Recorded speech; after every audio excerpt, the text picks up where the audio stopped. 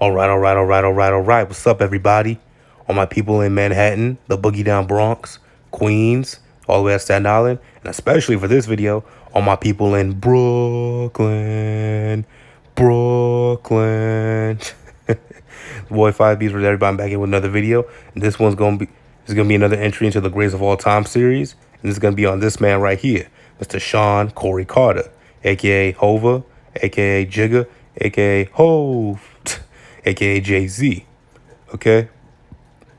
Okay, now in terms of the Greatest of All Time series, I'm gonna start getting to the bigger name guys, such as Jay-Z and Tupac, Biggie, Lil Wayne. I just gotta get all the information and pictures I need to make my case for all those guys. Okay, if you're new to the channel, the Greatest of All Time is a series I do on my channel where I make cases for rappers, rap groups, athletes, and singers being the greatest of all time. Okay, go to my channel, go into videos, and look who, and just scroll through the videos and see what I've done. I've done ones on DMX, I've done one on Outkast, I've done one on NWA, Ice Cube. I did a greatest of all time on Usher, Magic Johnson, Floyd, and Kanye West. Okay, you want to see the other ones? Okay, you want to see the rest of those videos and the rest of my videos on my channel? Go, and if you like them, subscribe and like the videos. Comment down below who else do you want to see in the Greatest of All Time series, and I'll probably get to work on that. Okay, now I know people think I'm from Brooklyn, so I think Jay-Z's the GOAT. No, I think it's DMX. Okay, and I made my case why, and just said go check out that video, the DMX video. But yeah, it's gonna be on Jay-Z now. Like I've said before, the Greatest of All Time series, when it comes to rappers and athletes and whomever, I look at their prime. Okay, in hip hop, you really have like the people's attention for about 5 years, 5 to 10 years. As a 5 years as a superstar, 10 years of relevance, 10 and 5+ years, 6, 7, 8 years of relevance till hip hop tries to move you out the way, make way for the new stars. Okay, Jay-Z's run to me started in 1996, obviously when he was Reasonable Doubt, and the end of the Jay-Z we all knew and loved, which the Jay-Z kind of made him Jay-Z, the legend that he is today, ended in 03. Of course, Jay-Z's released, he's done very influential things and impactful things in hip hop outside of 2003, but we're gonna get to that in this video. But of course, we'll start at the beginning. Okay, we look at 9603. Then at the end of the video, I'm gonna go through his legacy, his impact, and how he's changed the game of hip hop. Which Jay-Z is one of the few rappers that can definitely claim that I've changed the game. Okay, now here's Jay-Z in the 90s. You see him with the Yankee cap on. I don't know what year this was specifically, but here he is. Here he also is in Jay-Z. Okay, now in 1996. Okay, now Jay-Z has been around. Jay-Z's been around since the late 80s. That's what people don't understand. Jay-Z used to be a hype man for Jaz-O, a legendary rapper from, I believe he's from Brooklyn as well. Okay, Jay-Z used to be his hype man, and Jaz-O was his, mentor. He took him under his wing, and taught him how to be a rapper. Of course, he was a hype man. Of course, Jay-Z was in the video for Hawaiian Sophie, a song Jaz-O had, which people, with Hawaiian Sophie came to fame not for that being a Jaz-O song, but for Nas dissing Jay-Z, which some Nas used against Jay-Z to diss him and their beef.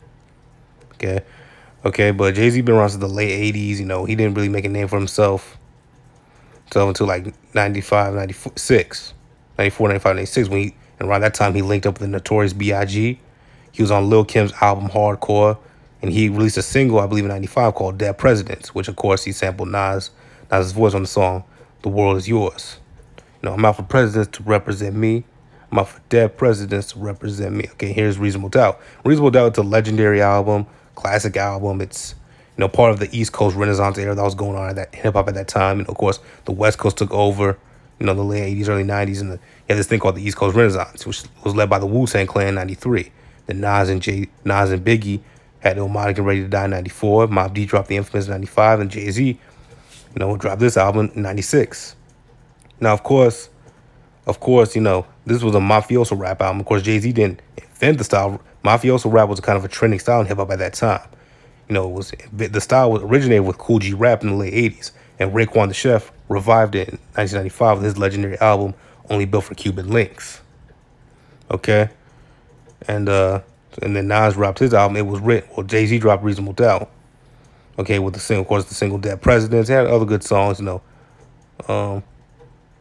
Was the song Brooklyn's Finest with Notorious B.I.G. and Can't Knock the Hustle, Mary J. Blige, and Ain't No Nigga Like the One I Got with Foxy Brown. This song, that album had legendary songs on it. I highly recommend it. It's a great album. Ray Mafioso rap album. Like I said, that was the trending hip hop at that time. That mafia, kind of Scarface, Goodfellas, Godfather shit. Nice suits, moving weight, drinking Cristal, and all that shit. Okay. Okay. But even that album didn't blow up Jay-Z on a national level. He was known by hard body hip hop heads. Okay, and like I said, I was born in the early 2000s, so I didn't grow up in that era. Okay, but my father, I come from a family of hip hop heads, both sides of my family, so then my father tells me a lot about hip hop in that era. Okay, and Jay-Z was known really by hard body hip hop fans at first, 96 and 97, when he dropped his second album, In My Lifetime Volume 1, which, kind of flopped. It was kind of looked as a whack album. And, yeah, but and that leads us to this, Volume 2, Hard Knock Life, which, of course, he had the song Hard Knock Life, which he sampled Annie. Okay, and then he also had the song Money Cash Hold featuring DMX, who was probably the top dog, no pun intended, in the rap game at that time. But this definitely led Jay-Z into, national, national level, national attention, you know what I'm saying? Outside of the hip hop world by hard body hip hop heads, you know what I'm saying? He got nominated for a Grammy, so you can kind of say he got him the pop star level or rock star level, you know what I mean? Again, this is a great album. I highly recommend it. 1998 was a great year for hip hop. Okay, Outkast dropped Aquemini, Lauryn Hill dropped The Miseducation, DMX dropped It's Dark Now It's Hot, Flesh My Flesh, Blood My Blood, and a lot of great albums came out that year. 90 and Hard Knock Life definitely stands out. Okay, now during this time, Jay-Z was trying to kind of find his sound, find his style. Okay, Jay-Z's style was he was the, like I said, the mafioso, drug dealing, hustler dude who had all the chains and the money and the beautiful women and the Cristal and all that stuff, the flashy mafia boss dude. Okay, now I'm showing you this picture of the Neptunes because the Neptunes also, Jay-Z helped the Neptunes and the Neptunes helped Jay-Z. Okay, of course, the Neptunes had been established for a while now. Jay-Z's not the one who blew him up, of course. Noriega blew him up with Super Thug. But Jay-Z's the next guy they work with that kind of got him known within the music industry. Okay, Jay-Z, had the song I Just Want to Love You, Give It To Me. You with them, that was on the Rock La Familia album. But yeah, Jay-Z was looking for his style, his sound at that time. Okay, and here's Timbaland, of course. These two had a falling out, but Timbaland definitely worked with Jay-Z. He's produced some of his big hits of that era, at least. Big Pimpin' and Dirt Off My Shoulder, which we're going to get to in a minute. But yeah, Timbaland, Jay-Z was definitely, he helped kind of put on these guys, Timbaland, the Neptunes, get them known in the industry because Timbaland stated that, I think it's Timbaland said that Jay-Z introduced him into Justin Timberlake. And those two went on to have a very functional working relationship together. So here's Jay-Z and Timbaland again. So yeah, like late 90s. Jay-Z was also on the Rough Riders compilation album. Jigga, what's my motherfucking name? Jigga, and who I'm rolling with. My niggas, which was produced by Swizz Beatz. Yeah, Jay-Z was popping at that time. Okay, now here's Jay-Z with the legendary down south rap duo, UGK. With Bun B and Pimp C, God bless his soul. And of course, we've all heard the stories about how difficult it was for Jay-Z to get to work with UGK. Because Pimp C didn't want to do it. Pimp C was very, a homer. He liked working with down south artists because, he wanted the South to take over, which I can understand, I can respect. And Pimp C made all these excuses. I don't like the beat. I respect him, but I don't like the beat and whatnot. He didn't want to go to, wherever they went to shoot this video. I think somewhere in the Caribbean to shoot this video and whatnot. All types of excuses, And Bun B even told a story how he asked Tupac, he prayed to Tupac, what would Tupac do and whatnot, and shit like that, But eventually it got done. Pimp C only did like 8 bars, which is why Bun B's verse was so long in the song. And he was kind of carrying the weight for Pimp and him. But this is a great song. Great song. It was on his Life of Times of Sean Carter Volume 3 album. Which is a great. It also had the song "Is That Your Bitch" with Memphis Bleek and Missy Elliott did the hook. And that was also subliminal diss at Nas, by the way. But anyway, back to this. And by the way, I already covered the Jay-Z Nas beef on my channel. It's called Never Be. The video is called Never Be a Fanboy. So go on my channel, watch that video. I go in depth to that Nas Jay-Z situation. Okay, now I'm showing you this picture. This is DMX, of course, and Ja Rule. So now people be like, the fuck, Ja Rule ain't on Jay-Z's level, he ain't on DMX level. Of course, by the time they kind of were. The late 90s, early 2000s, DMX was looked as better than both these guys. I know now because DMX had the drug problems and the troubles with the law. People were like, "Oh my God, DMX ain't on Jay-Z level." At that time, he was. And DMX was, probably once again the top dog in the industry, no pun intended. And these three actually thought about doing a super group together called Murder Inc. Ja, Jay, and DMX, but unfortunately, it never happened. And we all know what happened to Ja and Jay and DMX in the aftermath of this. So I just wanted to bring that up a little bit for people who didn't know. Okay, now here's of course Kareem, Biggs, Burke, and Dame Dash.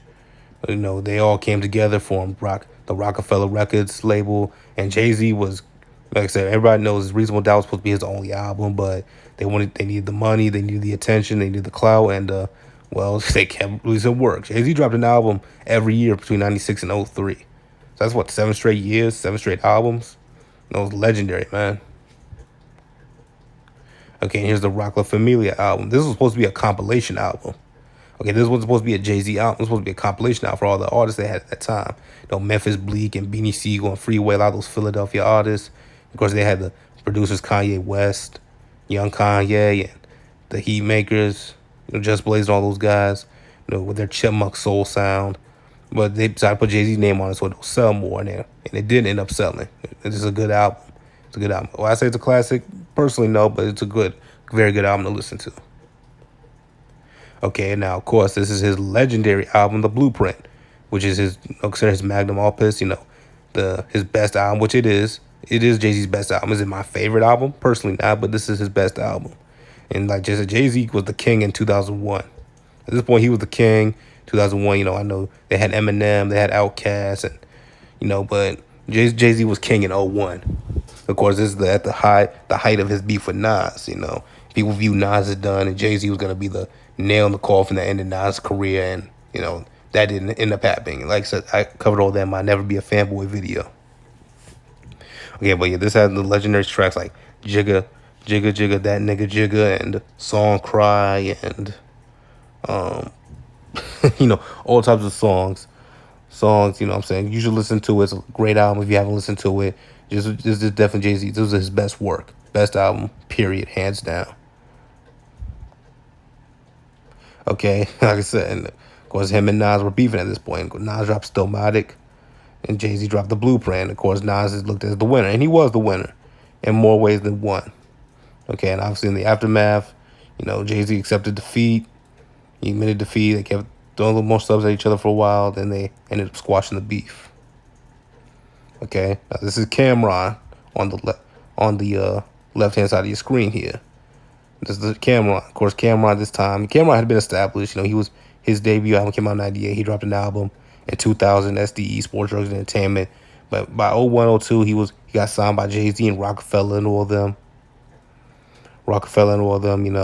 He can't what was the album called? Come Get Me, Come Home With Me, which is my favorite Cameron album, by the way. And of course, Jay-Z being his boss and his friend, he jumped into the beef he had with Nas, and he ended up dissing Nas himself. As I said, Nas and Cam eventually had their issue, and now they eventually squashed it. Here's Jay-Z and Nas once again at a concert years after their beef. Like I said, here's Cameron. Now Jay-Z along the way, you gotta give him credit. Jay-Z's put on a lot of very talented artists. Okay, he's put on a lot of very talented artists, co-signed them, gave them, like Cameron, Beanie Siegel, Freeway. Now, people be like, Beanie Siegel, Freeway, who the fuck are these dudes? Cameron, these dudes were dope. Okay, they may not be the superstars, but they were dope.